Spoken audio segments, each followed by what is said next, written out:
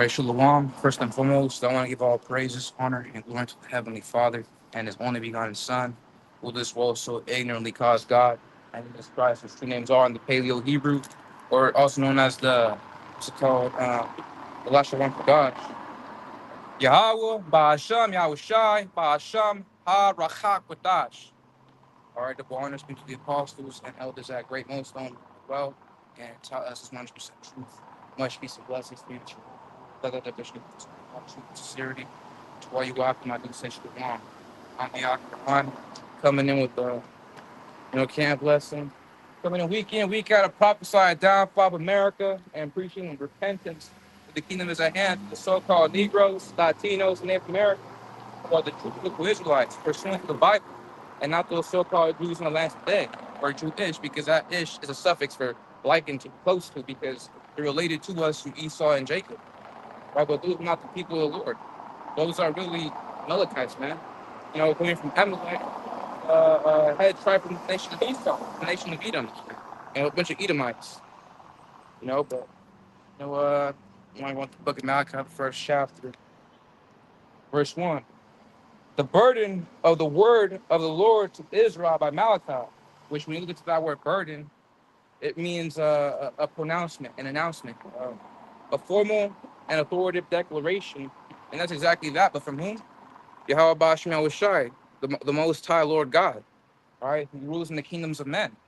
And that ties back to Daniel, the 4th chapter, verse 17, going into how, I'm actually pull that out because I don't want to just quote it.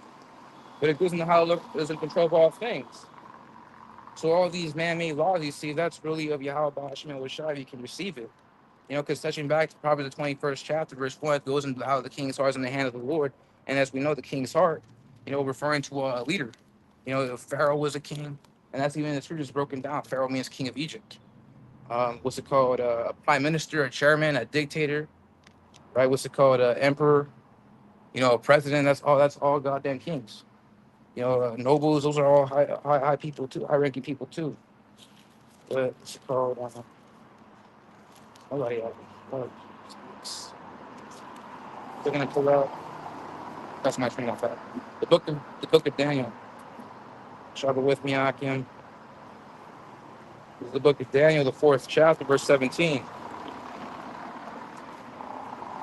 Right?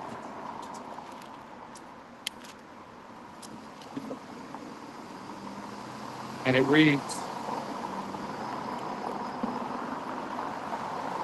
book of Daniel, the 4th chapter, verse 17. This matters by the decree of the watchers and by the demand of the word of the holy ones to the intent that the living may know. And who are the living? These inhabitants, because we possess a higher cognitive function, whereas these other animals rely on instinct. So we have what's it called, something known as metacognition. A thinking ability, something to be able to meditate on. Right, that's the power that we've been given. That's that breath of life that you read about. So that's why it goes in that the living may know, man. All right, the Most High rules in the kingdom of men, and giveth it to him whomsoever he will, and setteth up over it the basis of the men. And we all know the basis of the men is the so-called white man. All right, Esau Edom. The so-called white man is a damn devil. Because that word devil means adversary. It goes back to the Greek word diabolos, which means an accuser, right? A false accuser, because this damn devil always bearing false witness against us, labeling us as such. What's it called? It's been for years that they've been calling us extremists and terrorists and whatnot. But all we've been doing is just teaching this God, it's like this God-given Bible, man, right? And you got some Jake out there that proclaim the terrorists, and we're not dealing with that, man. That revolution crap, that fighting against Esau crap. No. All right, the only fighting we'll do against them is what's it called, teaching this word, and with that spiritual power to be able to deliver ourselves from his power, man. Because Esau's coming with great wrath, man. Our Revelation, the 12th chapter, verse 12, I'll pull that out. It goes into that, because he knows he has a short time, and that's a spirit. I land on the same page. The book of Revelation, the 12th chapter, verse 12. And that's how whenever you see these movies and video games, people bring out Revelation, they can't break down shit. Now they make the scriptures look like a quote, like a quote piece, but it's not. All right, the seventh, the fourth one, they can't break it down right. Well, that's why you have men set up from Yahawashi, in the name of the Heavenly Father, in the name of the Son. He has set up men to teach this thing properly, and those are the men of great millstone, starting out with the apostles and elders on men on down. Reads, therefore, Revelation, the 12th chapter, verse 12, therefore rejoice, ye heavens, and ye that dwell in them. And that's going to the inhabitants, man. Woe to the inhabitants of the earth and of the sea. Yeah, all the animals, man. And one thing I know about Esau, Edom, is that it's always what's it called testing on these animals.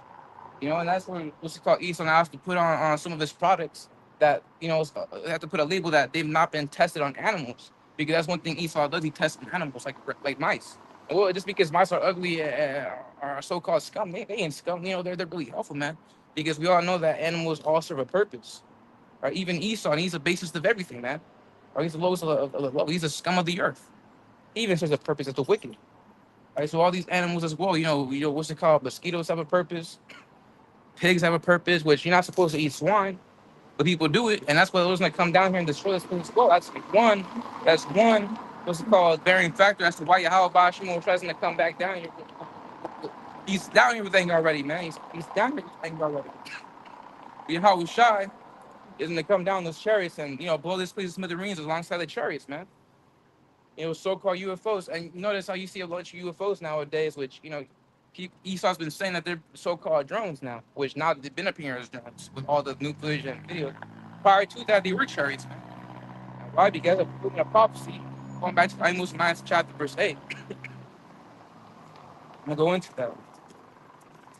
Right, so there's the book of Amos. With me about the shop. All right. Amos. Lock you to shop with me. And we're gonna come out here even if we sick, man.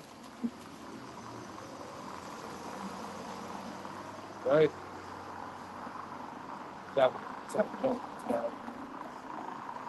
Amos, the 9th chapter, verse 8. Behold, the eyes of the Lord Yahawah are upon the sinful kingdom. Jake and these nations can't break that down. Eyes. They think it's a little freaking eyeball floating in the freaking air. Anytime I know actual eyeball, it's talking about what's called the angels. See, the scriptures deal with code names, man, code words. That's where that's spirit of certain scriptures. And that touches back on what it says in 1 Corinthians, I believe it's the 12th chapter, verse 15 or so. When how to that natural man receiveth not the things out of the spirit. He can't discern spiritual matters. So it's not up to these so-called pastors, especially these women pastors, because first of all, women shouldn't even teach, man. That's first of all. Second of all, the Lord is mostly dealing with the men. All right, going back to Revelation, the 21st chapter, verse 1, it goes in how the tabernacle is with the son, with the men, man. Right? Also in Proverbs 8, chapter verse 4, unto you, O men, I call the truth to the sons of man. And that's why when you read the scriptures, it always goes into a he. He this, he that do it, because it always starts with the man. The head of every woman is a man. So, these so-called pastors shouldn't even be dealing with the scriptures, man. The only people who should be dealing with the scriptures are the so-called fools on the earth, which is us, man, because we have a different wisdom which pertains to the heavens, whereas this wisdom of this world pertains to them. All right, so there's a difference, and that's why you see people they can't receive this thing that we speak. Their ears are fat. It bounces off. We say something and it bounces off completely, right? They deny it. They can't accept it. They want empirical. Well, Esau uses the term empirical evidence. But one thing I know is that what he calls theology, which is the scriptures, it relies on faith as well. Not only on sight. All right, they have the false comment mention, or it was really in the parentheses. It's afterthought actually. I forget it was one of the apostle Paul's piece that goes into how we walk in spirit, not inside. To really paraphrase. Right, so digressing back, behold, the eyes of the Lord Yahawah are upon the sinful kingdom. And what is a sinful kingdom? America is a sinful kingdom. Mexico is a sinful kingdom. Canada is a sinful kingdom. Russia is a sinful kingdom. All these nations are sinful kingdoms, man. First and foremost, Babylon, America, which is Babylon the Great. You can receive it. So the Lord's not, destroy this place down. I'm gonna pull out the book of what's it called?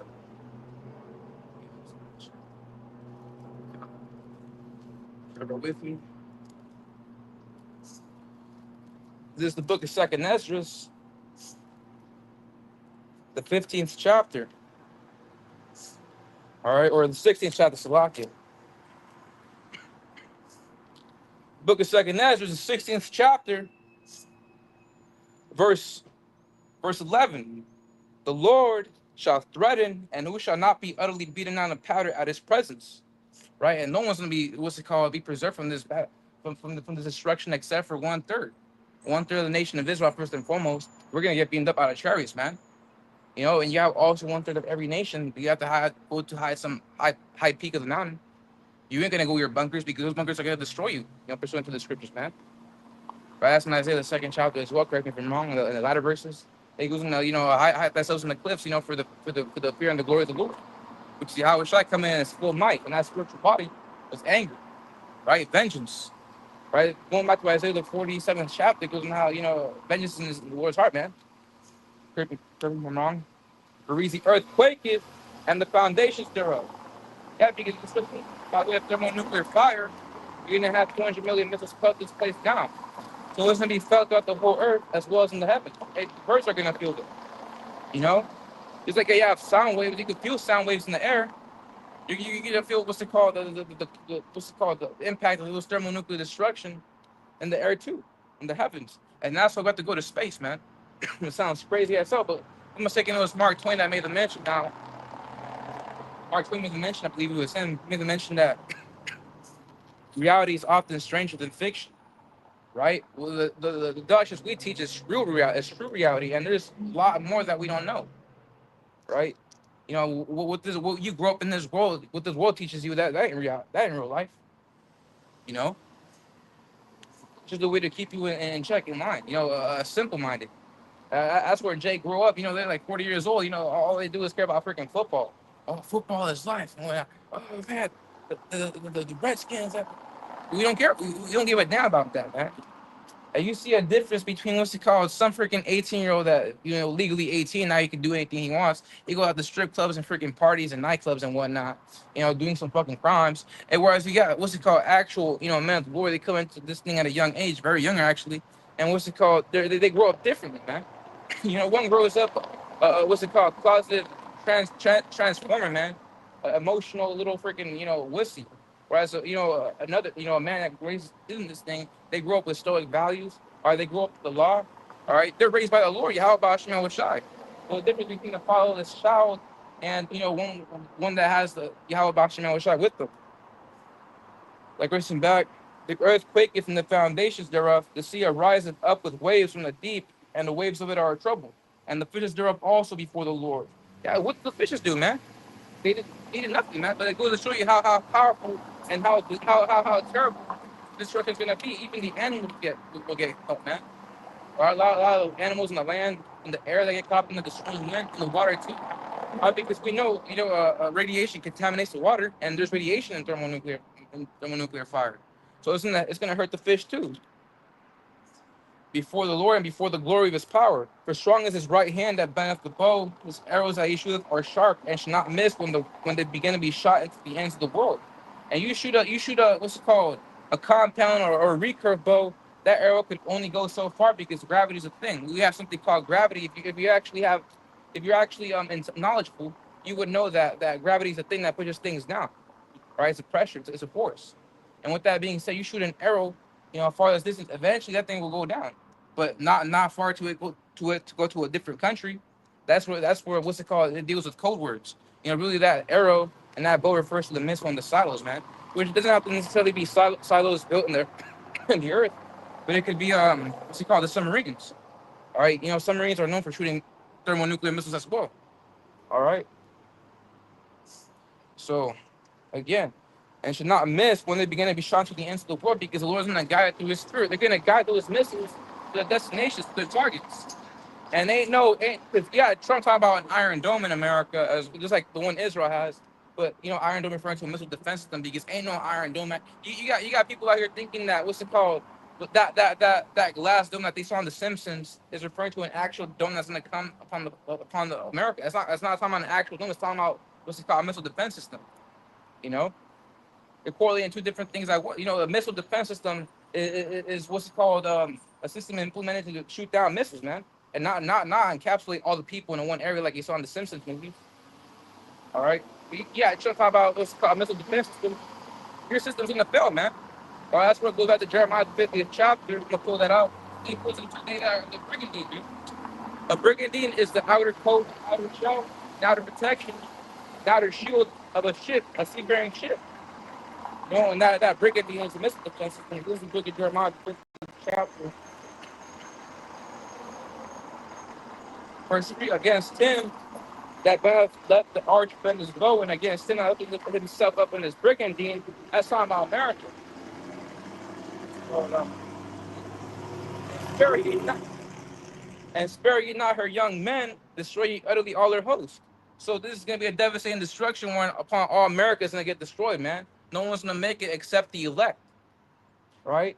So ain't no fucking, little white man, a little Edomite with the spirit gonna be able to, what's it called, be delivered. Shalawam Yahawah, barak, ahtham, barak. So I'm gonna go back to what was that again? Revelation, the 12th chapter, huh? So Esau knows he has but a short time, and what he's trying to do is trying to go up to the toe against Yahawashi, and he's trying hard with this diplomacy, with his diplomats. But again, we know, going back to Isaiah 13th chapter, hey, they should not regard silver nor gold going to the diplomacy. That's why going back like 2 years ago or so, Russia didn't want no diplomacy with France or Germany or what's it called, Australia. Correct me if I'm wrong, it was Australia as well. So there's a lot of what's it called division amongst these countries, man. And we know that going back to Matthew 24th chapter, it goes into how when you hear what's it called rumors of war, all right, that's how you know about the end of this thing. And we're at various forefronts, man.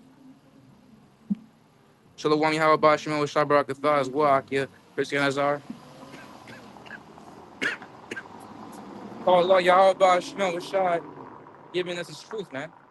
All right, because without it, we'd be lost. And look at all these simple-minded people out here, what's it called, giggling, smiling. We don't give a damn, but it's a terrible thing unto them because they think this thing to be corny and some, what's it called, bum hermit type shit. It's not. It's a beautiful thing. But going back to what the apostle probably even mentioned, we are made a spectacle unto the world. Spectacle unto the world. I'm a little sick, but hey, we gotta get it done, right? A spectacle, man. So they says, we're out in our full boldness, right? Going back to the Isaiah makes mention how thine eyes shall see thy teachers. So we're not gonna be huddled in some freaking little building, some place we call a church. That ain't no house of God. All right, that ain't no house of God first and foremost. All right, what's it called? Jake out here talking about this is the house of God. We're gonna make a house of God. This is a reunion. You don't even know what a reunion is, man. You don't know what a church is, man. The word church goes to the Greek word ekklesia, and that's where knowing the Hebrew and the Greek come into place, man. You're supposed to know these words because the English is superficial in the sense that a nation, for the term nation, it could refer to has different words in a different language with different meanings, whereas in the English just one word with one meaning. What's it called? In the Greek, in the New Testament, you have the word world. The English word world has three different Greek words. You have ion, right? Cosmos, and I forget the other one. So, and they have their own meanings. So the English is limited and it's superficial. That's why you're supposed to know what's it called, the Hebrew and the Greek. You don't have to say what's it called 100%. I mean, you could if you want, but not all the argument are gonna do that. Con, this truth is all we got. Exactly. We have nothing more left in this place. That is why we are not black. There's a quote. I was just speaking to one of the Akim the other just yesterday. I was visiting the camps. One of the Akim, I was speaking and made the mention how prisoners of quote. That's all we have left. There's nothing in this world, man. You know, and these false pleasures. The other apostle Gabar made the mention that we sometimes do have good moments. But really, most of this man is crap. And that ties back to what it says in the book of Psalms. One day in thy courts, referring to one day in the kingdom, is better than 1,000 of our best days here.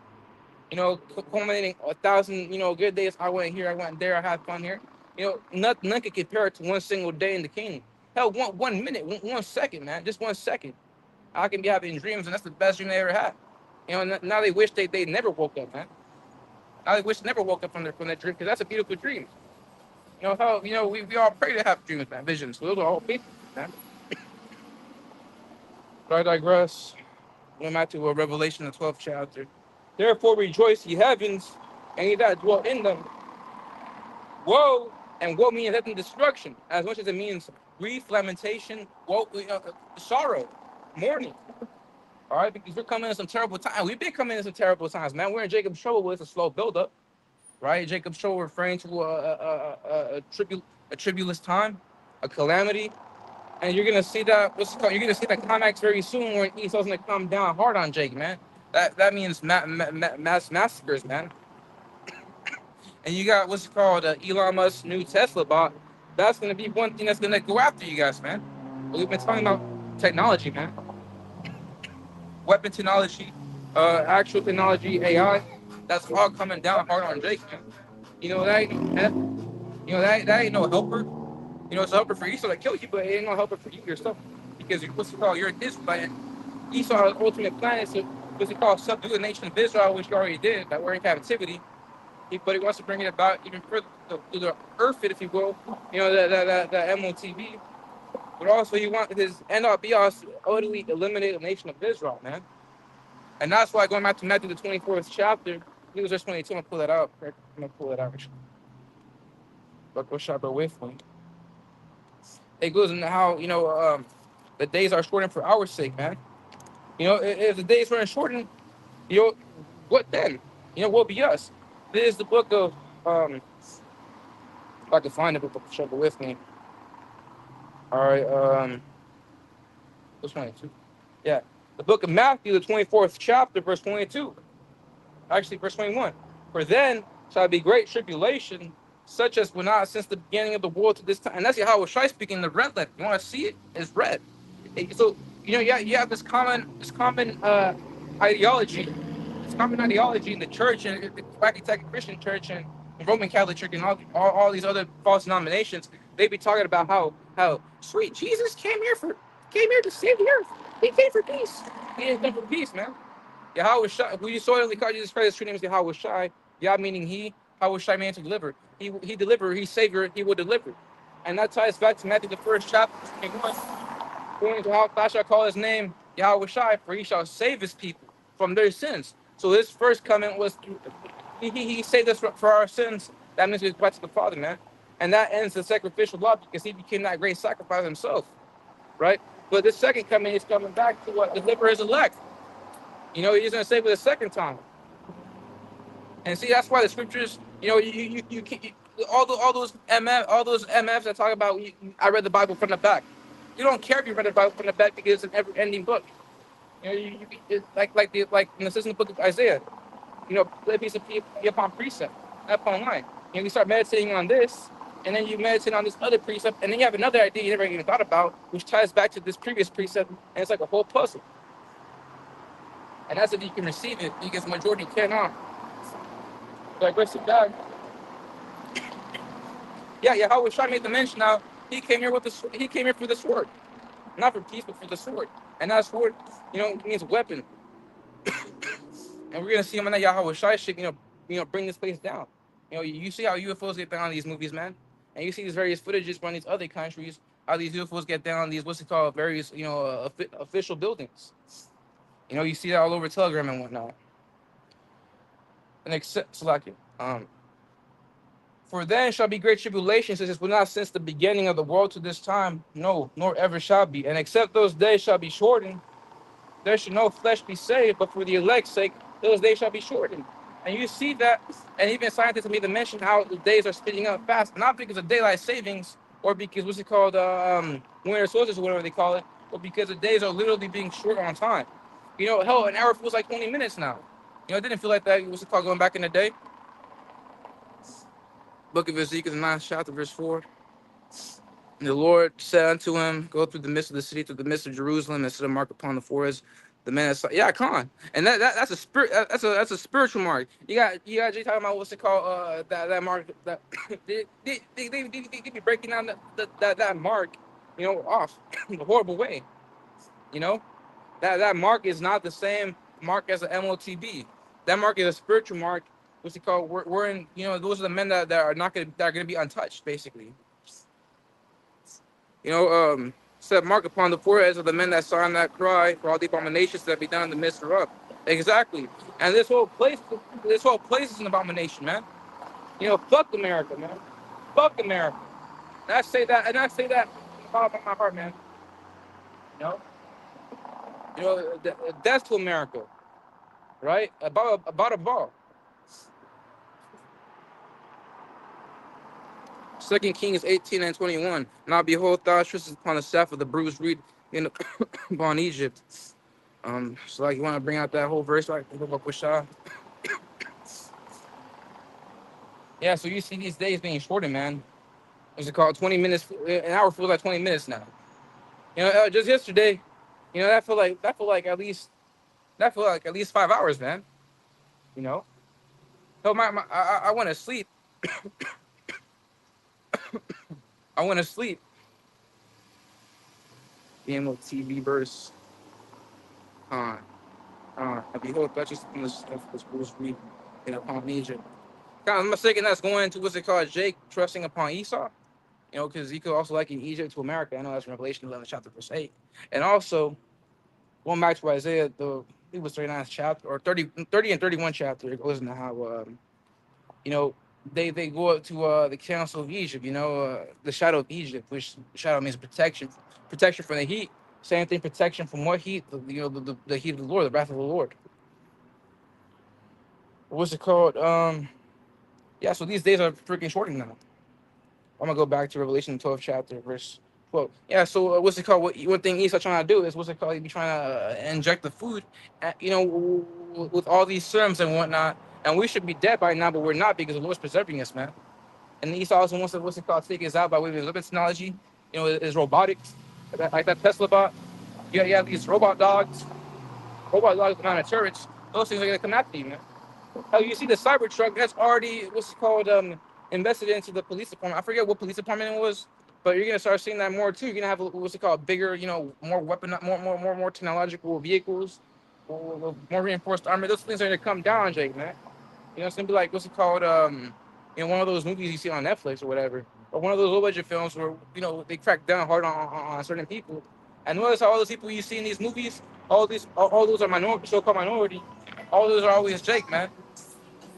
Right? Hell, even going back to 2020, you have all these articles that always pertain to the black and brown community, man. So-called black and brown community. Because they're all after the Israelites, man. What a reason to say, take resting back. Therefore rejoice ye heavens, and ye that dwell in them, woe to the inhabitants of the earth and of the sea. The devil is come down, and people trying to break that. That's talking about the actual is the spiritual demon. Spiritual demon Satan is his own person, but then you got the devil, which goes out to the Greek word diabolos, which means a false accuser. Who was our false accuser? Esau Edom.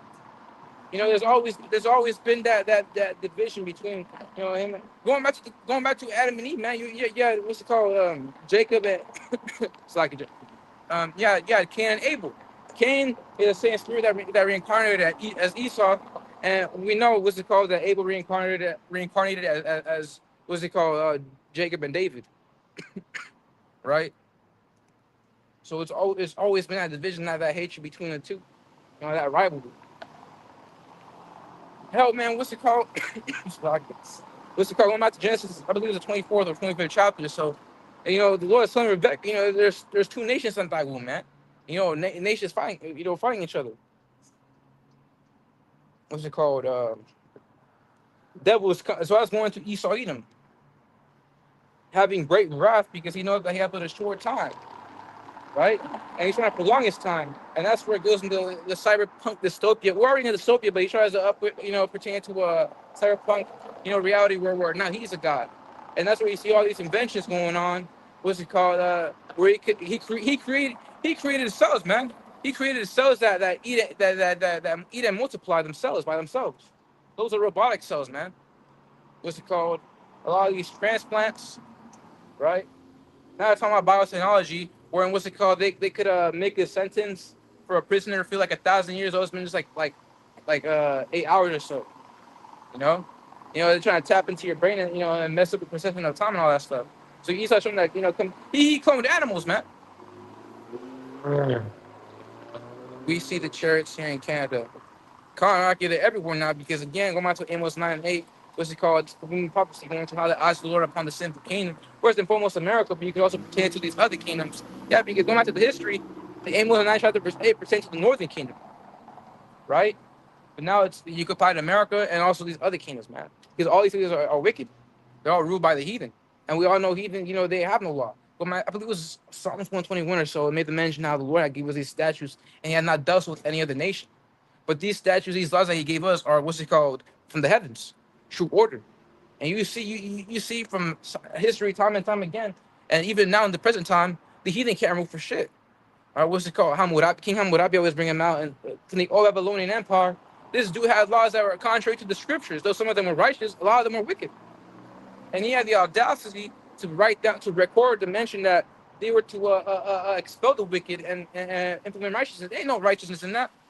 It was called one of his laws, going to how if a man strikes his if a man strikes his father or mother, chop off the hand. The scriptures say otherwise. The scriptures say, kill that son, kill that daughter. That you're not supposed to be fighting your goddamn parent, man. That's rebellion, right? That's rebellion. And the Lord will kill you, man. And you see a lot of Jake take pride in that, right?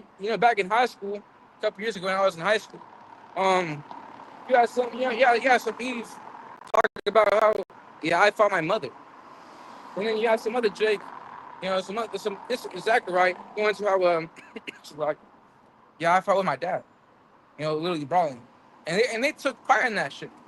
They took that cheerfully, but that's wicked, because what's it called? You're not supposed to do that. And what does the law say? If a man strikes his father or mother, kill that. So like, kill that spirit. So I'm gonna go back to Actually, I'm gonna pull that out actually, but I forget the verse. I'm gonna have to switch it up in the browser. But go bear with me. All right, son that's smited.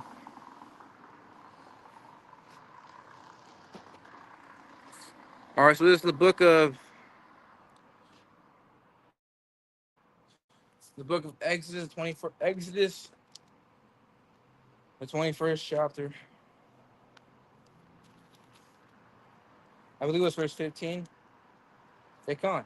The book of Exodus, the 21st chapter, verse 15. And he that smiteth, meaning the hit, the strike, right? Smiteth his father or his mother shall be surely put to death. Hey, so going back to Hammurabi, the heathen are crappy. They can't rule. They cannot rule. It's not for them. Aki Zebulon Guerrero brought out Isaiah 5 and 20. Woe unto them that call evil good and good evil, that put darkness for light and light for darkness, that put bitter for sweet and sweet for bitter. Exactly. And that's an example of abomination. And that's why Yahawashi has to come down here and destroy this place, man. Right? And we're tired of seeing this wickedness, man. It's unjust. It's disgusting. I'm going to pull out the book of Habakkuk, the first chapter, actually. All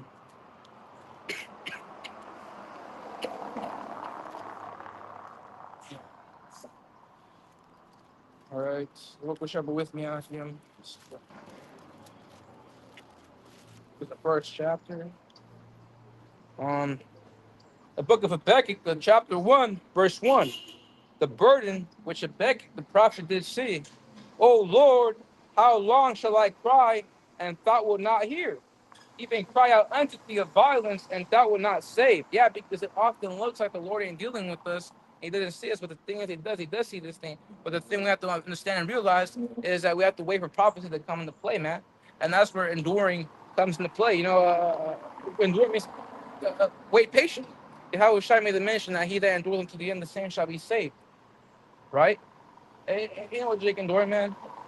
But his elect are, right? Because you got the hardest low life thug out here. Nothing but a goddamn clown and coon. He's a goddamn coon because he serves Esau. He's out here talking about he's the hardest. When it comes to him, like part of the law, he's all burned out. Oh, it's too hard. He rather keep Esau's $100,000 or whatever than keep simple less than 613 laws, because you read the 613 laws, those accumulate the sacrificial laws which are done away with. So technically we have less laws, but those are righteous laws, man. That's a spirit. Kind of out here. Even cry out unto thee of violence if thou wilt not save. Yeah, one thing to know as well is that it's the legacy. It's the legacy starting off with Jake, man, but as well as the heathen, to persecute the prophets and kill them. All right. What's it called? I'm gonna put it actually. I believe it was the book of First Ezra, fourth chapter, or the first chapter actually. No, I believe it was the fourth chapter actually. Look a chapter with me. It was a simple precept I'm gonna pull up. If I can't find it necessarily, I have to pull out a different precept, which I'm fine with doing right now. But I believe it was the second Ezra actually. Chapter with me. Oh, second Ezra, the first chapter. Second Ezra, the first chapter, verse 32. I sent unto you my servants, the prophets, whom ye have taken and slain, and torn their bodies in pieces, and whose blood I will require of your hands, saith the Lord Yahawashi. So all those same spirits, which we know who the fuck you are, all right, we see how you act, all right, because if you act a certain way, you're gonna come back that certain way. That's your lot, right? Those are your personality. That's your traits. That's your purpose, right? So we know a lot of these Jake out here that back in the ancient where they persecuted and killed the prophets and took them and cut them in pieces. They're back here again today, and woe be unto you. Yahweh Shemel Shai to Zah, all you MFs fucking die, man. You know. And don't you think I feel upset? And I feel upset at the prophets of the Lord. They always got killed, man. Look at the Apostle Peter. Look at Yahawashi. Look at the Apostle Paul. Look at Stephen or Stephen, right? Look at Antipas. Like I believe it was Antipas. His name is Antipas. Yahawashi, faithful martyr. Polycarp, right? Isaiah, so on and so forth. The other Abba all those men got murdered, man. That's murder. Murder. There's a difference between murder and killing. Murder pertains to unlawful killing. A killing in the righteous sense of the person. It differs from that of murder. So when the Ten Commandments reads, "Thou shalt not kill," it really means thou shalt not murder. So all you motherfuckers that killed the prophets, you guys got marker here. Just like how the elect have a spiritual mark, and then there's also a different mark for the MOTB. You also have a mark in the nation when you'll be delivered to get to the slaughter, man. And I personally can't wait to see a lot of these these Israelites that are wicked men get slew for all the punishment that they did. I'm gonna read this again because it's terrible. I sent to you my servants, the prophets, whom you have taken and slain. You read that in the book of Acts. A lot of James got killed, man. Paul got killed. Polycarp got killed, man. Right? The other Abba got killed. Or murdered, actually, not get murdered. Unlawful. Right? And torn their bodies in pieces, whose blood I will require of your hands, saith the Lord Yahweh. So those gonna come down upon you too. Going back to Ecclesiastes, I believe it was the 8th chapter, it goes into how judgment upon a speedy work is not executed swiftly. It roughly paraphrased, but it will come to pass, whether you like it or not. I'm gonna pull that out actually. It's the book of Proverbs, the 8th chapter.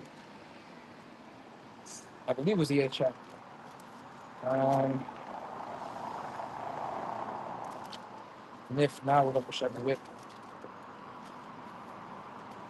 Actually, I'm gonna search it up right here because it's gonna be a hassle to search it up. Sentence against an evil work against Ecclesiastes. It's the book of Ecclesiastes. Book of Ecclesiastes, the 8th chapter, verse 11.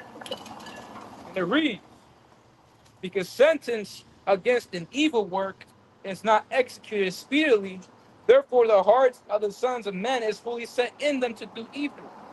So Jake thinking that they could go out because the Lord ain't doing anything, the Lord is going to do something, and it's going to happen not on your own accord, it's going to happen when you least expect it, right? Going back to Proverbs 11th chapter, verse 21, I'll put that out. Proverbs 11th chapter, verse 21.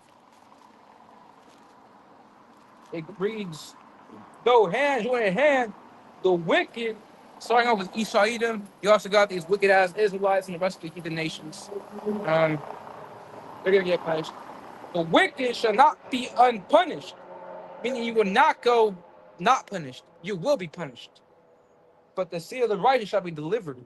Yeah, because the righteous, what's it called? We know that if you to keep the ways of righteousness, that has to live.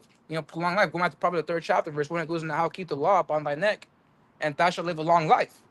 But going back to Romans the 6th chapter, verse 23, it reads, the wages of sin is death. You know the difference between keeping the law, which gives you life, and breaking the law, which gives you death. And we all know all you motherfuckers in America, as well as the other nations, or other countries for that area, are going to get smoked. But the Yaki brought out the book of Isaiah, the 42nd chapter, verse, or it's like Isaiah, the 5th chapter, verse 23, which justify the wicked for reward and take away. Exactly. You justify the wicked for reward. And that comes with these labels as well, because you got what's it called? Esau cracking down hard. Have trying to crack down hard, and they will do very soon. Going into labels. All right. Then they try what's it called? Justify the reasoning as to why they call it extremists and terrorists and whatnot, so they can persecute us all the more. Which justify the wicked for reward and take away the righteousness from them. Yeah, now it looks like we're actual demons. Now it looks like they try. That's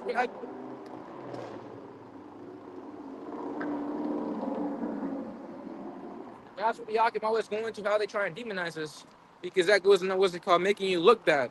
They try and make it, and that's what bearing false witness, man. Esau be bearing false witness. So and that's gonna come down upon you too, man, as well as you other Israelites, man. And you're gonna see a lot of the women, because Esau, and go back to the garden with even the serpent. Esau manipulates our woman to go against us. So she's gonna try and help him out. Little Santa's little helper, Esau's little helper. Make us look bad. Isaiah the 42nd chapter, verse 22. But this is a people robbed and spoiled, for they are all of them snared in holes, and they are in prison houses. They are for a prey, and none delivereth, for a spoil, and none says restore. Beautiful precepts, Akia. So did I miss anyone? No, I didn't miss people. Okay. So this is a book of Salaki. I'm not drink some water. Oh man.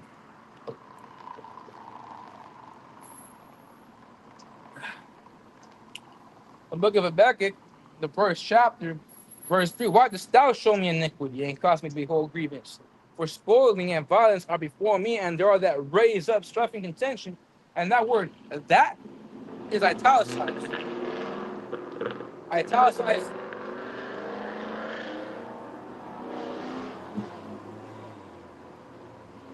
Italicized means referring to somebody, referring to something. All right?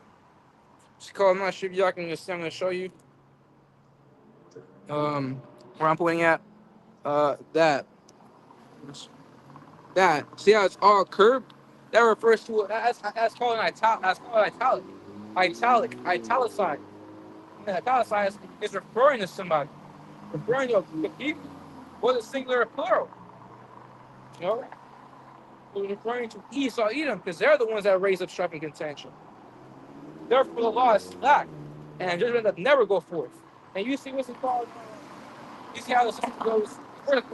Somebody kills their mother and father. They get 24 years in prison. 24 years? No, we already been through this. Going back to what's it called? Exodus 21st chapter verse 15. That son of God shall die. Right? So there is no judgment in this place, man. Also going back to Proverbs, I believe it's 29th chapter before that. And if I can, I'll just search it up on the browser as well. But it goes into how when the wicked in authority, the people. So I can actually, when transgression increases, I'm gonna pull that out. When transgression increases.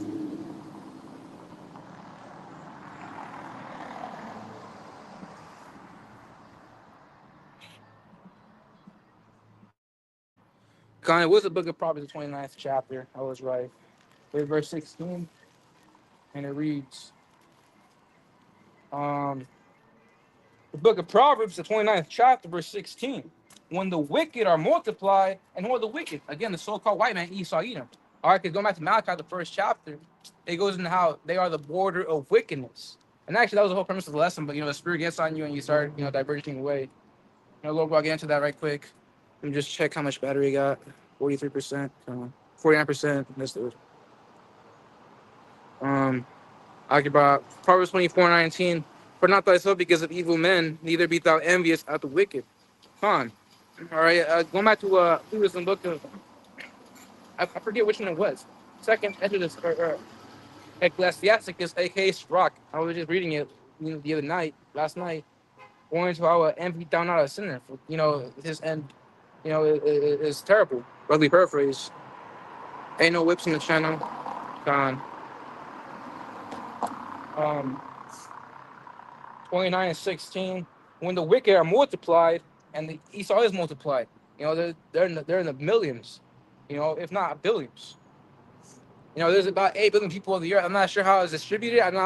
We don't know how much people there are in the earth entirely and how much people per nation, but we know Esau is multiplied greatly, where he inhabits the whole earth, man. And that goes back to his blessing, which Isaac gave upon him. What's it called? He shall inherit the fatness of the earth. Fatness meaning he will go around the whole earth. Not only that, but in Job the 9th chapter, verse 24, I'm going to quote it.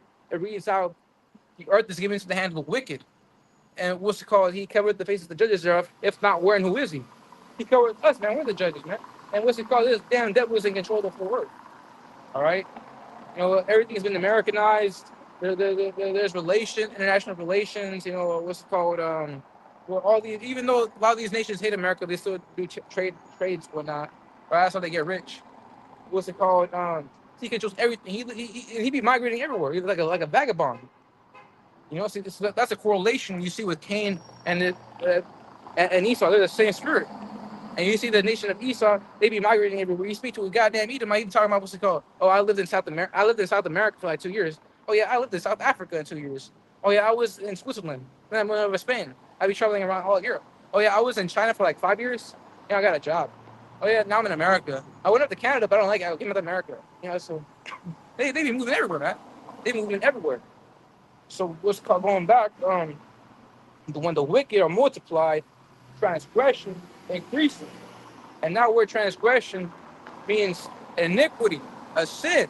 When you transgress the law, you break the law. It's a violation of the law. And that's what a sin is. A sin is a violation of the law. You have all these wacky tacky thumper, what's it called, pastors and priests and whatnot. They be coming up with their own sins that are not your Torah. They be talking about what's it called, going to a strip club is a sin. Now, what's it called? There's something, wisdom, discernment. We're trying to apply that, and I'm not going to go there, but what's it called?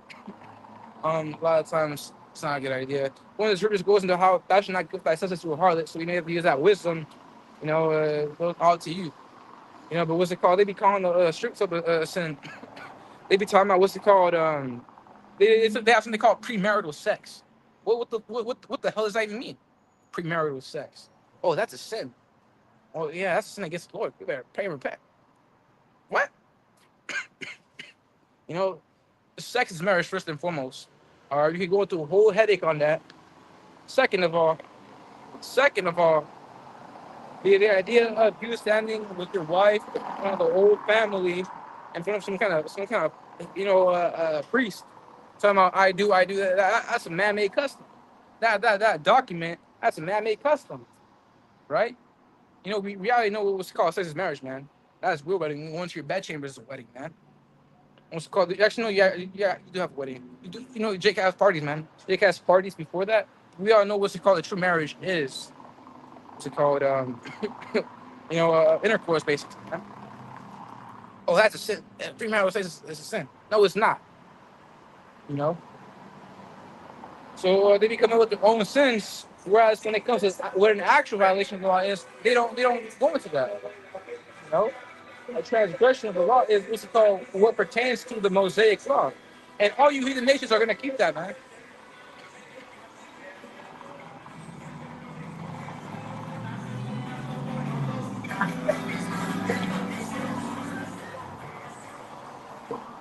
All right? So continuing on, what's it called?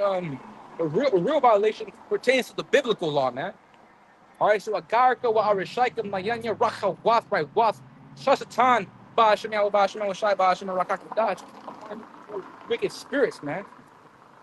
You're coming up with your own with your own teachings that go contrary to the scriptures. Come on. All right, bro. But the righteous shall see their fall. And that's coming soon. If we're the elect, we're going to see that fall come down soon. Because when they get beat up, you see Esau getting belt down by the ICBMs, man. And we're going to see his fall too after 1,000 years of hardcore bondage. Because slavery is a thing and it's going to come back. We always say this. Slavery is not barbaric. It's justice. It's righteousness. You're not going to forgive your fucking enemy, man. I'm tired of all this little baby gaggle. crap where it goes in the, but Esau, I love him. I just can't. You know what? Esau's not there. That's my brother.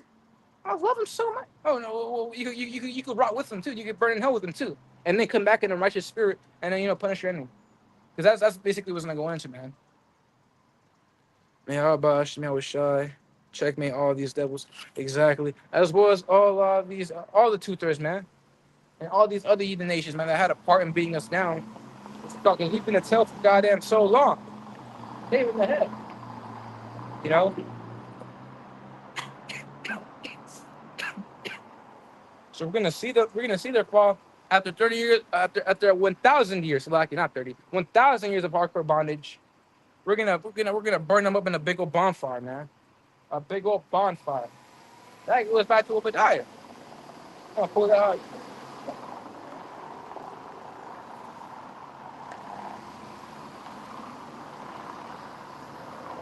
Obadiah, which just one chapter. So I just say Obadiah verse something. Obadiah verse. I'm gonna start with verse 18. For the day of the Lord is near upon all the heathen, as thou hast done, it shall be done unto thee. Thy reward shall return upon thine own head. So you're gonna suffer judgment for what the fuck you did to us, but double. Going back to People's Revelation, the 17th chapter, 18th chapter. So it was now do double unto her she's done unto you. But I'm gonna go into let me see, verse 18. Actually, verse 17. Actually, I'm gonna read the whole thing. Verse 16. For as ye have drunk upon my holy mountain, so shall all the heathen drink continually. Yea, they shall drink and they shall swallow down, and they shall be as though they had not been. But upon Mount Zion shall be deliverance, and there shall be holiness, and the house of Jacob shall possess its possessions. And the house of Jacob shall be a fire, and the house of Joseph a flame, and the house of Esau for stubble. And they shall kindle in them and devour them, but there shall not be any remaining of the house of Esau, for the Lord Yahawah, baha, sham, Yahawashi, hath spoken it. So all this talk about we're terrorists. We don't take part in it. If you be talking about I'm a terrorist, Yahawashi, well, what do you think? Because you're lacking wisdom. That's a foolish thing to do. Now you're trying to incriminate us, or you could be a goddamn spy. That's an incriminating thing to proclaim I'm a terrorist. That's leave that to the heathen that calls that, man. We just break down, we just edify what that means. When they call us a terrorist or extremist, it's because this Bible, this truth, the doctrine we teach, starting off with the apostles and elders from the men at Green Millstone on down, is a terror unto the place, man. The terror to America and the whole world. They don't want Yahawashi, right? They don't want righteousness. They want to keep on sucking. Eve wants to keep on sucking dick and hopping off and hopping. She wants to be a goddamn bot, basically. She wants to hop on various couches, be in between couches. They take part in that crap, man. Oh, I have 1579 bodies. Good for you, because that's something to be happy about. But good for you, right? And we'll be to you as well, you know. Oh, body count doesn't count. Yes, it fucking does. Oh, you're a bigot. I don't care. Oh, you're a closet phobic. We are homophobes. The Bible is homophobic, right? We don't give a shit about your fucking opinions and what's it called, your ideas and your emotional. We don't, because going back, I believe Freedom Priesthood was in. We was Isaiah the 50th chapter or so. It goes into how actually I'm gonna put that precept out because I forget what it goes into. It was a 50th chapter or so. Reads verse chapter 58. Not a lot of piece of that. Actually, I'm gonna switch it up because I forget. If I can remember correctly, sharpen with me and pull it out right here in the browser. All right. I can't think of it. It goes into how I love this spread on. Give me a second. If I can remember, they'll get back to me eventually, but I just leave it be. Yeah, I know there's somewhere in Isaiah, so it goes now. We're not gonna regard your emotions basically because we're not supposed to care about your emotions. All right, and that's where the scriptures go into stoicism. Stoicism. right? Which, the Stoic philosophy, yeah, Stoics that didn't believe in the truth, um, but a lot of their values you can compare to the scripture, right? Yahawashi was Stoic, right? We're to be Stoic too. It means controlling what you can't control, controlling your emotions, controlling your internal rather than external.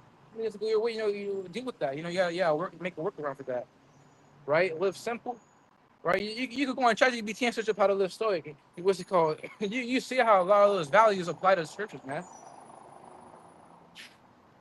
Right, but they were too hard. Um, what was I? Obadiah. I'm gonna jump back to what Malachi, where I originally was at. So Malachi, the first chapter, verse 1, the burden of the word of the Lord to Israel by Malachi. Again, that word burden means it's called an announcement, an announcement, or a message, simply a message. And when it's that word burden, it goes out to the Hebrew word mash'ah. Mash'ah means to lift up one's soul, to lift up soul. In other words, essentially means the Lord is trying to comfort us by way of this message. That's what that word burden means. As much as it means a load to carry off. When you're burdened, there's multiple meanings for the word for the burden. I'm burdened by all these. Oh, let me cast my burdens on you. I cast my burdens off you. Oh, this burden is a message. Oh, a burden means what's it called? Oracle, a prophecy. It's heavy upon this place. It has many meanings. That's we have to have the spirit to actually understand these things. Continuing on to Israel and Malachi, and Israel ultimately boils down to the elect, man. It ultimately boils down to the elect. It's going back to what's called Romans, the ninth chapter. Not all Israel is of Israel, right? I mean, you're the same seed, but you're mentally not there. The spirit ain't on you. You can't call yourself an Israelite if you're out here what's it called a horde. And you're like into a spiritual heathen, man. A spiritual heathen, right? Because you're not Gentile minded state. You're not bugged out minded state committing into the ways of the heathen, and that's always been, man. If you might do blessed, yeah, 29. The things that have been, the things that have been in the foretime. It's like there is one thing on the sun because the things that have been are that which shall be done, and that which is to be done is actually I'm gonna put that out. I don't want to butcher you like that. It's like that verse. It's like um, bear with me. Ecclesiastes, the first chapter, verse 9. You know, and these are simple precepts, the milk precepts. We always go into the basics. Ecclesiastes, the first chapter, verse 9. The thing that has been is that it is that which shall be, and that which is done is that which shall be done. And there is no new thing under the sun. Things repeat themselves. History repeat themselves. Reincarnation exists. This proves reincarnation is because you come back over and over again fulfilling your law. And that's where it goes back to the precept. The spirits of the prophets are subject unto the prophets, right? This ain't a collective like Avatar. All right, this is not collective like Avatar, wherein different individual spirits all pertain to the same spirit of Avatar. No, if you're a spirit ordained to be a prophet, you're gonna come back as a prophet. No other person can claim to be you. That's identity theft, man. And woe be to you for identity. And that's the Esau thing too. With the during the Renaissance, they had something known as iconoclasm, which is to deface all the actual holy images and put their face upon it. And even these records prove that, man. Make themselves look white. Make themselves look like they're the man of the Lord, but they're not. They're not. So,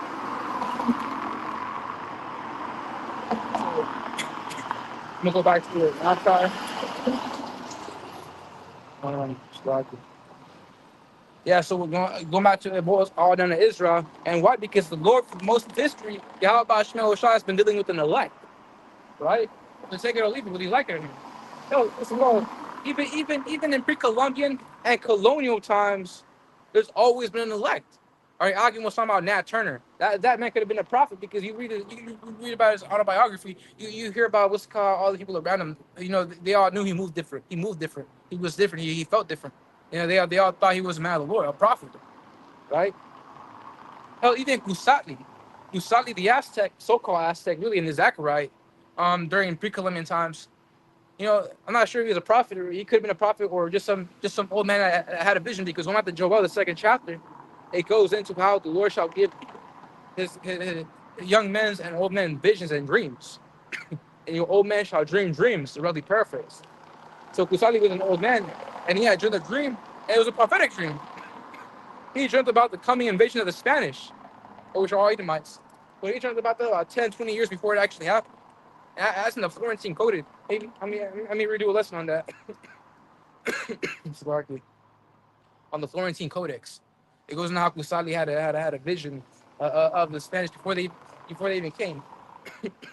And actually, he made a mention how these men would be white bearded men with diverse colors with round covering, and they would come on what's it called, wood, on a boat, as if they were walking on firm land. Because one thing to know about generations upon generations is that knowledge dwindles down. Knowledge dwindles down. So we lost a lot of our arts, like quilting. Ain't no Eve know how to quilt anymore. Only some do. They have it preserved in their family. But most of Israel has forgot that art. It'll come back to them in the kingdom though. But things like that, the knowledge of seafaring ships, it dwindled down because you look at the history. All northern kingdom, they were trading with each other, like various sub tribes. They were trading with each other, and they would move up and down the rivers and on the coasts by way of what's it called, rafts and canoes. They may not have the materials, and they also didn't have the knowledge of what a huge seafaring ship was like when they first arrived. What's it called? Because go back to Kusadi's dream, he was astonished by it. He was astonished by seeing a huge seafaring ship. He was like, "What the heck is that?" They were walking on firm land where you could cook, eat, and sleep and play. Which you could do that on the ship, but he didn't have that. He didn't have that, what's it called, knowledge about it, because it left them through the course of generations. And then, like 20 years later, what do you have? You have the Spanish. They pull up in diverse clothes. Some of them in pink leggings. Some of them in white leggings. A black T-shirt, a green shirt. What's it called? I forget what the helmet's called. The Spanish conquistador helmet. It's a curved with a little point on top, and that's the thing Kusali saw. And also they have outer armor, and they came on ships. They're bearded, and they stink like shit. They're so-called white, really red, because go back to Genesis 25 and 25. Esau came out red like a hairy garment, right? Really paraphrase.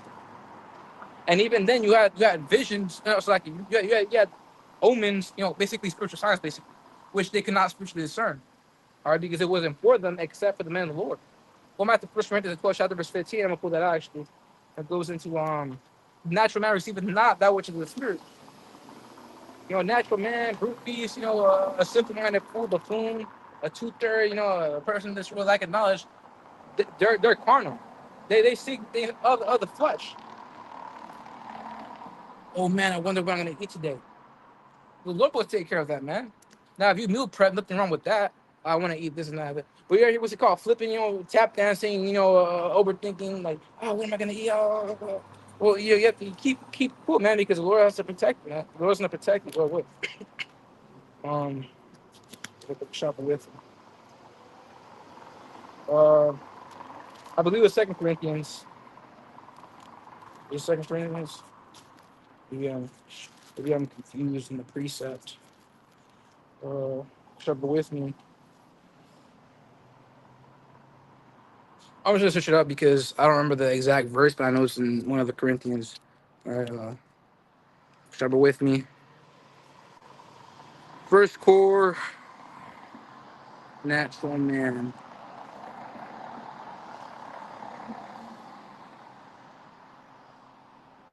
Salaki, I was off by a long shot. 1 Corinthians, the 2nd chapter, verse 14. I was thinking it was the 12th chapter. The book of 2 Corinthians, the 2nd chapter, verse, trouble with me, 14. But the natural man receiveth not the things of the spirit of Yahawashi, for they are foolishness unto him. Neither can he know them, because they are spiritually discerned. But he that is spiritual judgeth all things. Yet he himself is just of no man. Right? What's it called? Who have known the mind of the Lord that he may instruct them? But we have the mind of Mashiach. Right? So the body of Yahawashi, we have the wisdom, knowledge, and understanding to discern these things, man. Hey, Jake, they can't break it down. Going into the Florentine Codex, again, it goes into how Montezuma also had omens, see omens and visions, and they couldn't break them down. what's it called? He saw a whirlpool. He saw a whirlpool rising like the scorpion. Yeah, that refers to a flood. A flood of what? The enemy. The enemy should come in like a flood, and that's what they did. Yeah, Esau coming like a flood. And also go back to Revelation, the 17th chapter, I believe it's verse 15 and 35, it makes mention how the waters which thou seest is broken down. The waters which thou seest are the people, multitudes of peoples. And what you have in Mexico? Because that's Mesoamerica, right? Mesoamerica, which is now modern day Mexico. What you have? You had a lot of migrations from all these heathen nations onto Mexico. So you have a lot of churches over there too. But though, if you could receive it, looking, thinking, getting deep into it, a lot of those, heathen-looking people, they could have been speckled birds, where the spirit of the Lord put upon them to go back to the native, to the land with the tribe. Though they could have just been, actual heathen and speckled birds, man. But you see a lot of migrations happen through the course of the next several hundred years to come. You got Ammon in Mexico, man. You have Moab in Mexico. You have a Dutch colony in South America, and they couldn't break that down, man. They couldn't break that down. Hey, but we could. It's like a game for us because it's a little fun pop quiz for us, man. But for them, they're like, what is that? What is, we have the answers, but they don't consider. And that's the funny thing about Jake, the double-minded. And we're not supposed to be double-minded, as scripture say. Oh, what is that? Oh, whoa. All goofy as hell. But digressing back to Malachi, the first chapter, I want to add another one into this one. The word of the Lord to Israel in Malachi. I also want to infer going to our how that boils onto the elect. You also have because going back, I made the mention how the Lord always dealt with an elect. So again, even through pre-Columbian and colonial times, you had Natchez and Kusaki, you had those men. You had elect throughout all history, man. A minority. Some of the elect in the spirit realm, some of them are on the scene. And that reminds me of First Kings, the 19th chapter. I believe it was 20 years. So you had the Lord, Yahawashi, you had the Lord tell Elijah about how he has reserved 7,000 men who have not bowed down to Baal, but have worshipped the Lord. And the Apostle Paul even mentioned that in the book of Romans, the 11th chapter.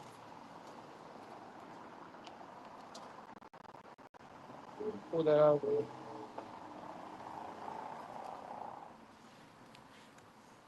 Romans 11th chapter. All right, share with me. I believe it was in verse 1. I say then, hath Yahweh cast away his people? Yahweh forbid. And that goes into his elect, because it all starts off with his elect. The hell with the two-thirds on this side, the Lord ain't gonna deliver no two-thirds, man. Go back to what did the Apostle Paul say? They that are adulterers, covetous, idolaters, all that, so on and so forth, will not inherit the kingdom. A lot of these so-called wacky-tacky Christians, they embody that wickedness, and they call them. They have the audacity to say, "I'm gonna be saved by the blood of Jesus Christ," and I'm going to fuck you and fuck your doctrine because that's non-scriptural, and you're basically that is basically what's it called, contrary to the scriptures. You're not supposed to add words against the scriptures, man. You're bearing false witness too. You're lying, and we're not supposed to lie. For I am also an Israelite of the seed of Abraham of the tribe of Benjamin. Yahweh was not cast away his people, which he foreknew. What? Ye not know what the scripture saith of Elias? As 1 Kings 19. How he maketh intercession Yahweh against Israel, saying, Lord, they have killed thy prophets and digged down thine altars, and what they establish is up the prophets of Baal. All right, which we all know what happened after that with the whole, what's called the altar battle. And we saw how Baal didn't burn up the sacrifice. You saw how Baal didn't burn the sacrifice, and so what happened? Jake started killing the prophets of Baal because they know that those are false prophets. They were false god, a false idol.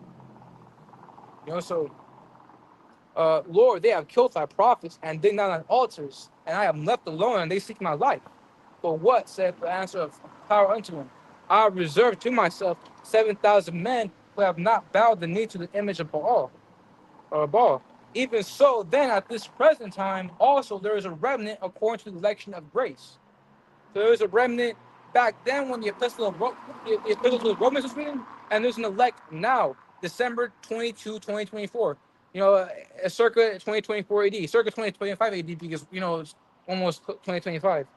So even to this day, again, even so then at this present time, 2024, also there is a remnant according to the election of grace. And remnant, elect, portion, what's it called? A 1/3, 144,000, those all go together. They're all one combination, right? So the Lord's always dealt with an elect. And that's from this message and that sacrifice of Yahawashi. And really the scripture, everything, what's it called, even talking, it all starts out with the elect, man. You know?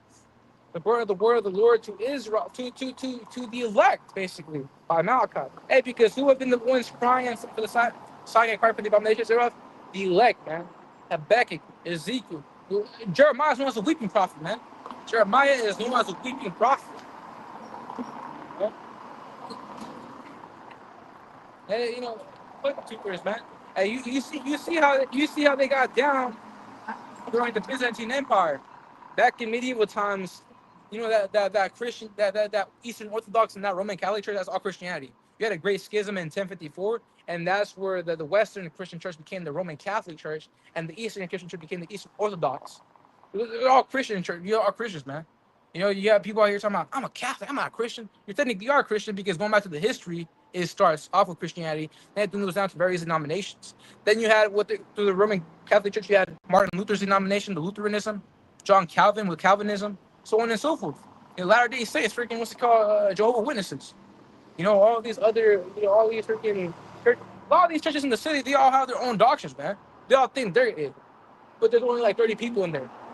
We talk about 144,000, only 144,000 elect, but there's only like 30 people of them. First of all, they can't break down the scriptures right. They don't know who the hell the 144,000 servants are. They're the prophets, all right, which are a little fraction amongst the whole entire elect. And what's he called? Second of all, they ain't it. They these churches, they ain't it, man. Oh, you got that one on the corner. What's he called? Those people are bugged out. Hey, what's church even about? Huh? What's it called? Singing songs? We're freaking goofy as hell. God loves, God saves. Jesus bless the earth. We can go into a whole rant on that. That's fucking bullshit. And I don't like cussing, but it's a spirit, man. It's a spirit that expresses out that anger. I don't like cussing on day to day, but it only comes out when you're freaking teaching. Freaking these bugged out churches, they're fucking bullshit, man. And woe be unto you, man. So again, the word of the Lord to Israel. So like I was going back, I forgot my point. Going back to medieval times, that Christian church was all Jake, man, because they was in control of all that.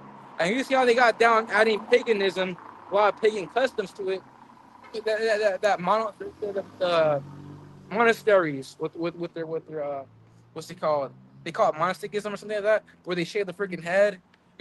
First of all, it's contrary to the scriptures. You're not supposed to, what's it called, just shave this part of the head and leave that side, to grow. That's what the Jewish do now. They freaking grow their side. That's non-scriptural. That's abomination. All right, you're not even supposed to have freaking long hair as a man. All right, that's a pagan custom, not our law, man. Scripture's going to, you're supposed to seek ye the old paths. What's it called? These people out here, they don't know what the hell they're doing. Out here, what's it called? Adding pagan customs to this thing. All right, and that's where you see what the Roman Catholic Church is now.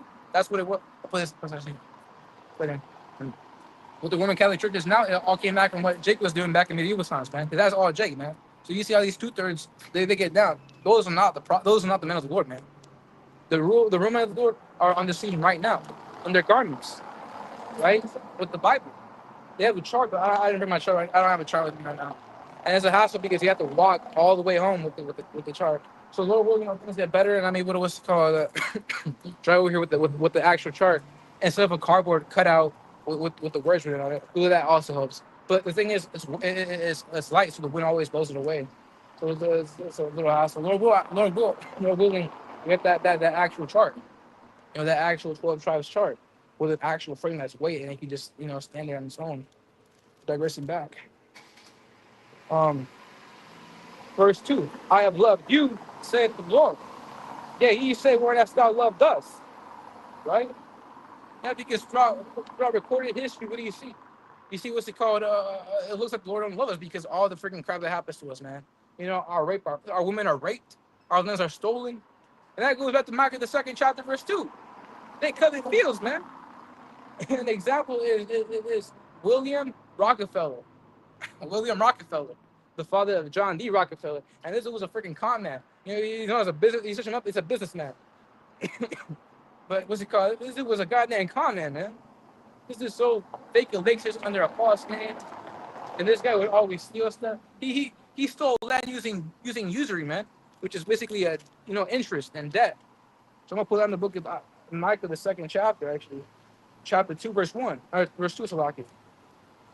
That was to show you how the so-called white man is a damn devil, man. He saw you.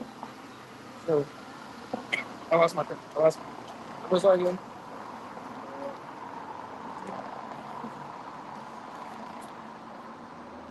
It was Micah, right?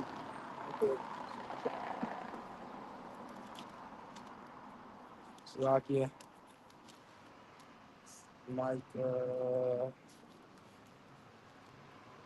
Micah, the second chapter, verse 1. Woe to them that devise iniquity and work evil upon their beds. When the morning is light, they practice it because it is in the power of their hand. And they covet fields, and that's what William Rockefeller was doing. And that's what Esau still does to this day. They be stealing lands, they be doing coercion. They got something else an economic hit, man, wherein if what's it called? They want like land of somebody, and the owner doesn't want like a transaction because they don't want to give their land. Then Esau sends in an economic hit, man. What's it called? Try and coax it. That doesn't work. It's an actual hit, man. It's like let me rephrase that. I butchered up the whole thing. So Esau does that when he wants something, he sends economic hitmen over to give a transaction over to the owners. And when the owners don't want to give up their land nor receive the payment, the economic hitman return, they report what's up. Then Esau sends in the actual hitman, take them out, and then they inherit the land. Right? That's how Esau be moving, as well as the debt. You know, the usury. You gotta pay interest, man. And a lot of people, the majority of humanity, man, is freaking poor. Right? So ain't no way they were gonna keep their fields. And that's how Esau did it. Esau was sly like that. Esau's cunning. So and they covet fields and take them by violence and houses and take them away. So they oppress man and his house, even a man and his heritage. And that's what Esau fucking did, man. Going back to Psalms, I believe it's the 8th chapter. It goes into how they have done crafty counsel against thy hidden ones. Hidden ones referring to Jake. But I'm gonna pull that out actually. Going how all these even nations starting with Esau Edom wanted nothing more but to wipe our heritage out. To what? Subdue us who freaking low life, simple-minded freaking buffoon. And that's where you see that division between Jacob and one of the men of the Lord, man. So this is the book of Psalms, the 87th chapter. And these people they can't break down the Psalms, man. They read the Psalms and they just like freaking motivational speech. It is motivational as well. Yahawashi made the mention how he came here to send out a comforter. That comforter is the Holy Scriptures with the Holy Bible, KJV, with the Apocrypha, KJV. Because back in the day, 1600s, these books were combined. It wasn't until Esau took them out because so-called, it cuts down on publishing costs, so supposedly. We all know the real reason is why, because it's strip away the understanding of the Scriptures, man. So this is the book of Psalms, the 83rd chapter, which are also prophetic, man. And that's where King David is a prophet. People like King David he was a man of the Lord's heart. That's what the Bible was going into that. How he has multiple. A man of the Lord's heart is a man of multiple professions. So he was a king, a warrior, a musician, armor bearer. He was a prophet, right? So King David was many things. This is the book of Psalms, the 83rd chapter, verse 1. Keep not thou silence, O power, hold not thy peace, and be not still, O power. For lo, thine enemy, starting out with Esau, the so-called white man, alongside other nations. Yeah, Ishmael here, what's it called? Ammon, Moab, the whole nine, man. The other 17 nations, they are consulted against us. For lo, thine enemies make a tumult, and they that hate thee have lifted up thy head. They have taken crafty counsel against thy people, and consulted against thy hidden ones. They have said, come and let us cut them off from being a nation. The name of Israel be no more remembrance. And that's what the understanding of a so-called black, Native American, being an Israelite, it's the fodder. It's nothing, man. Though now people are more inclined to hearing the truth now that we're in the time. And what's it called? Because one of those times where sedition amongst men, sedition against your kings, man. Sedition meaning rebellion, a lot of strong contention, man. People don't like this place anymore.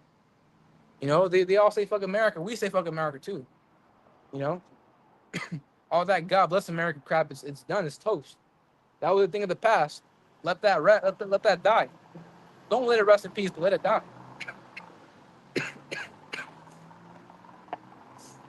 All right. Going back to Malachi, the first chapter. Have lived, saith the Lord. Ye say, when I thou loved us. Was not Esau Jacob's brother? Saith the Lord Yahawashi. Yet I loved Jacob, and I hated Esau, and laid his mountains and territories waste for the dragons of the wilderness. And that happened. See, the thing is with the scriptures, you're supposed to apply actual history with the scriptures, man. You can't just go out the bat reading the scripture and think you know a fuck, because you don't fucking know shit. You know? That's why you're supposed to read the scripture, know the history. What's the other apostle to Harson? The apostle to Harson made the mention. You can't know the mystery without learning the history, man. So I fucking hate when people talk about, I know the scripture. No, you fucking don't know shit, man. And that fucking pisses me off, man. It's rocking, but, just get angry. But what's it called? That's why you're supposed to know the history, man. Roman history, do the whole thing, man. I know some of them are in college, they're history majors, trying to, correlate actual history with biblical history. So this is the book of, so I can know. That's where it goes into 476 AD, which is when the Western Roman Empire collapsed. All right, because after that, that was it. That was it. Esau was done. Because the Eastern Roman Empire became what modern day scholars call the Byzantine Empire. And that's when Jake was ruling. About a little over 1,000 years, like 1124 years. So what's it called? That's where it goes in that first 1,000 years in Revelation. I believe it's 20 chapters or so. But there's 2,000 years. The 1,000 years back in the Middle Ages, and the second 1,000 years in the kingdom to come, man. What's it called? And I hated Esau and laid his mountains and his heritage waste for the dragons of the wilderness. So the Lord basically beat down the Western Roman Empire in 476 AD. And that's when Esau Empire collapsed. And guess what? Esau was served. Esau were slaves to Jake during those first 1,000 years, man. There's always been that hate. Hell, we enslaved, we oppressed you, mofos in King David's times. King David set up garrisons all throughout Edom. I believe it was the first, Second Samuel, I think, or First Kings. No, I think it was Second Samuel. Because I know I can't. Because First Kings goes in when David was old and Solomon was old. First and Second Samuel go into Samuel and David.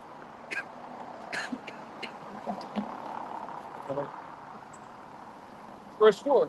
Whereas Edom saith, we are impoverished, which that word impoverished means rashash. It goes back to the Hebrew word rashash, meaning the act of beating down and making nothing. Right? And that happened in 476 AD. The Western Roman Empire. Not the Roman Empire in general, the Western Roman Empire, because the Byzantine, those people, they were still Romans. It was only until recently when modern day scholars call them the Byzantine Empire because the capital became the region of what was Byzantium. Now it's called Istanbul, which is the capital of modern day Turkey. But that was the headquarters of the Byzantine Empire, aka the Eastern Roman Empire. And you look into the accounts, the people back in the Byzantine Empire, they called themselves Romans. They call themselves Romans, man. So it's, that's why you have to know the history and make that distinction. Western Roman Empire refers to Esau, Eastern refers to, or at least in the latter time refers to Jake, man. Because even right when the Tetrarchy happened, under I believe it was Diocletian, the emperor, he made a tetrarchy, the rule of four. We have a senior and a junior emperor inhabiting the western sector, two regions, and the eastern sector you have another senior and a junior emperor inhabiting two regions of that eastern sector. Right, so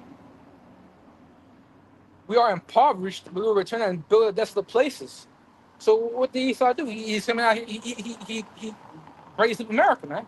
America is an extension that little horn to America, man. Right? And that's why there ain't no kingdom yet, man. We're waiting for the kingdom because we're still in that fourth beast.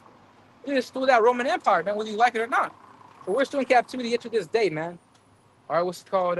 And that's Esau raising up America, and now you have what's called advancements in AI, weapon technology, He wants to transfer to a digital monetary system. What's it called? You've been seeing that, man. Hell, man, even with my phone, I don't even need a physical wallet anymore because I just double click the power button on my phone and it turns on the card and you just push it next to the card scanner thing, and then it makes a transaction. Well, that's like a precursor, and that was not because you already have the MOTV, but it's gonna come out and it's gonna roll out very soon. When everybody have to get in line with it, if they don't, they're out of society. That's coming soon, man. And that MOTB in Revelation the 13th chapter, that's the little freaking you know what that is. So it is the book of Revelation, the 13th chapter, verse all right 16, and it causes actually verse 15. And he had power to give life unto the image of the beast. Image referring to the order, if I'm mistaken, or system. And the beast, if I'm mistaken, that goes in the system. I'll have to touch up on that. At the image of the beast should, I'm just gonna keep my piece on that right quick. I'm gonna do a lesson on that later. At the image of the beast should speak, both speak and cause them as many who would not worship the image of the beast should be killed. And he causes all, both small and great, rich and poor, free and bond, to receive a Marcus Aurelius in their right hand or on their foreheads. And you see that through Neuralink, because I'm thinking you already have a second patient or a third patient by now. Originally Elon Musk wanted to have about like at least in the late digits, so like near 10, like 8, 9, 10. I mean 7, 8, 9 or 10. But I think we're only in the second or third one. You know, the first dude was a paralyzed man, and something happened. He got trapped in the school, and they couldn't. What's it called? They had to take the chip away from him, man. The chip get away from him. The chap get away from him. Lord, will this be really messed up because I said chip, chip you. But that's going to the MOTV, and that's a that prophecy hasn't been fulfilled yet properly, man. You see that rolled down in some parts of Europe, like particularly in the Netherlands, nowhere else in America. Some of them have it, but it's not rolled out. It's not distributed. When this is the only way you can get into society, man. So that's another example. A digital monetary system. What's it called? New World Order, to have dominion over all nations, first and foremost us, but then to wipe us out at the end. That's Esau's end all be all, man.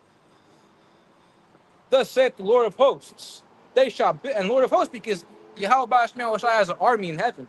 It's just going to have there be more that are in the heavens that are with us, and some freaking lousy ass people right here, man. So this is the thing I keep myself first and foremost, finding myself, is that we're protected by the angels, man. Hell, we had the Akim camp yesterday, making mention now. One angel has the ability to wipe out and destabilize all of the American government, American military, the whole world's military, man. That's how powerful an angel is, man. And that's our power. That's our might. Those are our brothers, man. The angels are our brothers. There was a priest in the Revelation. I wonder how if I'm taking judge to bow down to the angel, but the angel said don't. And what's it called? For I'm thy brother. So those are also Israelites, man. The angels are also Israelites, man. The ahtham. We descend from the ahtham, basically, man. Right? That's our family, right? So Esau's military and these other nations' military cannot compare to what the Lord has in store, man. Right? So the Lord has an army. The Lord has a military. It's called the angels. They're called the angels. That's why he's also known as the Lord of hosts. So again, thus saith the Lord of hosts, they shall build, but I will throw down. So they already build up, they build up all these things with the weapon technology, AI, what's it called, vehicles, what's it called, agendas. You've been seeing that with the whole C-19 crap, man. Even going back to the 1900s, you had various experiments when they, Esau would inject Jake with shit, and Jake would fucking die. And Jake still want to forgive Esau, man. Or I forgive him for what he did. Well, we know what the scriptures say about coons, man. We know what the scriptures say about you people, man. So again, but I will throw down, me and the Lord will utterly destroy this place, man. So America will fall, man. So again, this is the terror of the people, man. People fear the truth. People hate this thing. People get scared. And that's what they want to try and demonize us. And that's a legacy of a prophet, man. The legacy of a prophet always will include prophesying destruction against the country and the nation. You know, a lot of people out here talking about, no, if the prophets back in the scene, I would love the prophets. No, I would respect. No, you fucking wouldn't, man. You wouldn't love and accept the prophets. If the prophets were back on the scene, which they are, you hate them. Because what's the legacy of a prophet? Prophesy against. Jeremiah 28 goes into how, actually, let me put that out.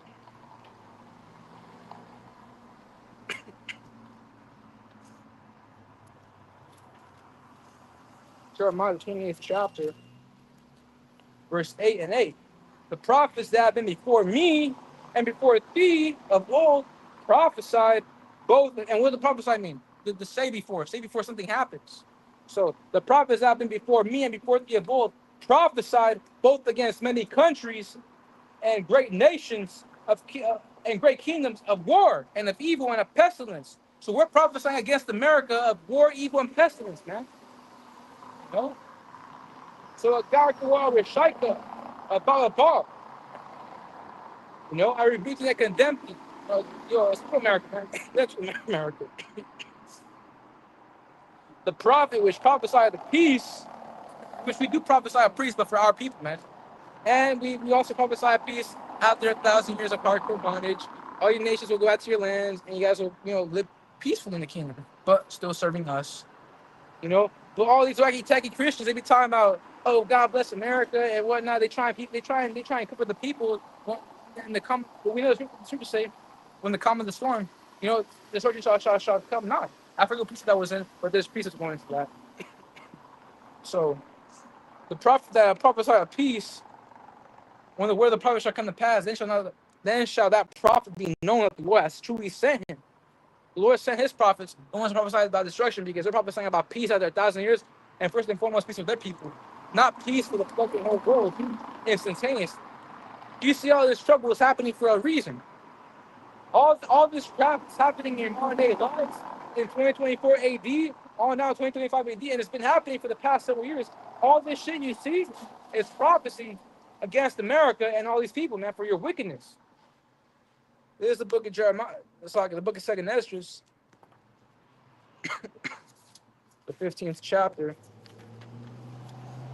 The book of 2nd Esdras, the 15th chapter, verse 5. Behold, saith the Lord Yahawah, baha, sham, Yahawashi, I will bring plagues upon the world. The sword, and that word sword translates to the modern day term weapon, modern day weapon, a gun. That's standard. A gun's a standard. Mostly the handgun, you have the ARs and all that stuff. You also have what's called grenades, missiles, all that's like into a sword. But see, the reason why it's like into a sword is back then there was no other terminology for future weapons to come. That's why we have the understanding of how to break down what word means what, it comes into play. And that's why we have to have the spirit to be able to understand the scriptures. So going back, it says famine. And you've been seeing famine since 2020. As a matter of fact, right now, you see a lot. What the federal government is doing is that they're having a lot of these what's it called, rural people in the rural areas toss out their milk and whatnot. So a lot of the food produce is out. It's gone. And you're gonna keep on seeing. You saw the storehouses how they were back in 2020. A lot of that shit was empty, and you see that once again, because what's it called? Cannibalism is gonna come back. All right, cannibalism is a thing in the Bible. If you read the Bible, you would know cannibalism is a thing. Second Kings, the time of King Ahab had the siege, where the Assyrians besieged the city. I think it was Jerusalem. And what happened was all the people were stuck there eating their resources, and when they were finished, they started eating. They started eating babies, man. They eat babies, man. You eat babies, and that reminds me of that one meme with John Marston telling the Bigfoot in Red Dead Redemption, "You eat babies." Well, that's what Esau does, and that's what people are gonna start doing when cannibalism comes back, man. So again, the sword, famine, death, and you see a lot of judgment going forth right now, and destruction. And what's the ultimate destruction? The thermonuclear destruction. Intercontinental ballistic missiles will pelt this place and the whole world. So yeah, we're like Noah. We're crazy like Noah. Noah prophesied about a flood. We're prophesying about a fire. What more? Behold, saith the Lord, I will bring plagues upon the world, the sword, famine, death, and destruction. But what? Wickedness hath exceedingly polluted the whole earth, and their hurtful works are fulfilled. So Yahweh says, "Oh, this place goes down because all you people are wicked, man." You know. So I'm gonna end it off in. I'm gonna end up in Isaiah the 54th chapter. 54th chapter, verse 16. Just lock it, brother. How to do some things to take care of. It's okay. Like, it doesn't really matter. What matters is that you, what's it called, being edified. And at the same time, you could also watch this video, rewatch it live, anyways. But there's more knowledge to come from other Akim as well. As GMS. I'm not in GMS. I follow them. I go to visit the camps, but I'm not in GMS. I'm not with them, but I follow them. Just to make that clear. But GMS and GMS only, and affiliated brothers. What's it called? I don't watch IUIC. I don't watch ISUPK. I don't watch GOCC, Sakari. Especially Sakari, man, they're a bunch of clowns, man. They're a bunch of a-holes anyways. You know, guys out here talking about guns and body armor and whatnot. Those are the same spirits back in the ancient world that caused the whole Jewish-Roman war. The first and second Jewish-Roman war. And they coaxed a lot of Jake out there and against their will to friggin' fight against the Romans. So you tell me those are not righteous people, man. They can't even break down the scriptures the right way. They be messing up too. And you had Hosada left the camp, and he was going into what's it called? I forget what priest was breaking down wrong. I forget. Oh yeah, he was making the mention how I believe it was, correct me if I'm wrong. I don't want to put words. I don't want to bear false witness, but he made mention how Russia will continue on. Russia ain't gonna continue on, man. Russia's gonna get destroyed alongside America, man. Yahawashi's empire, Yahawashi's kingdom will be established once all things are put to bed, man. Once all things are humbled. Isaiah the 54th chapter, verse 16. And yeah, we goddamn yo, man. You know, someone's forget on you, man. Standing in great boldness. You know? And Yahawashi was known for his voice of many waters. Having a having a mouth of many waters. Meaning he spoke out loud, he yelled aloud with authority. And that's a trait we inhabit from Yahawashi. Yahawashi, you know, both powers, man. And you got these so-called wacky-tacky peasants out here, they're like, no, speak out loud like a man. No. And you have to realize how it's hard to speak out loud because you have to deal with the congregation. You know, the people freaking making a ruckus out here, what's it called, young and went, and Yahweh tried to speak out loud. He was a single man. So yeah, man, we yell. When the spirit gets on us, we yell, man. We yell. You know, it all differs on what the spirit wants, man. It's like Yahawashi. He was a man. He had mouth of many waters. Meaning he spoke out loud in authority. He does the same thing too. You know, and we've been authorized, or it's like authority. We've been authorized by Yahweh to preach against this place, man. Yelling out preaching repentance for the kingdom is at hand. And what is repentance? Feeling sorrowful, feeling sorry for going off. But Jake, they send in whatever. You got Eve out here talking about I had like 1,500 bodies. That's adultery right there. Well, you're a harlot now too. But what's it called? Oh, that's wickedness. You know, Eve many bodies is an example of judgment, man.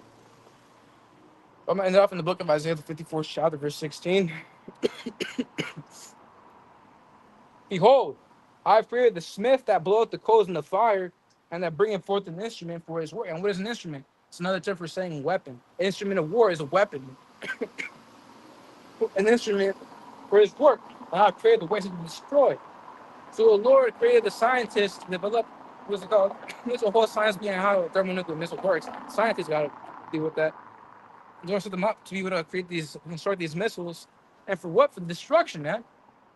So again, behold, I have created the smith that bloweth the coals in the fire, and that bringeth forth an instrument for his work. And I created the waster to destroy. The waster to waste the whole land desolate, man. So ain't nothing gonna remain. Going back to 2 Peter 3:10, it makes a mention how all the elements shall burn up with the fervent heat. So when we say ICBMs, anti-constant, anti-ballistic missiles, we mean that shit. Alongside with the chariots, man, the so-called UFOs, man. So with that being said, I want to give all praises, honor, and glory to the Heavenly Father and His only begotten Son. All right, who will inwardly cause God and Jesus Christ, whose true names are on the Paleo Hebrew script, or else no Lashon Kodash. Yahawah, baha, sham, Yahawashi, baha, sham, barak, wadash. All right, double honors been to the apostles and elders at Great Millstone. Do well and tell us 100% truth. Much peace and blessings be unto you, hopeful. Let the pushing out this word of thought, truth, and sincerity to all you rocking my days. I do say shalom.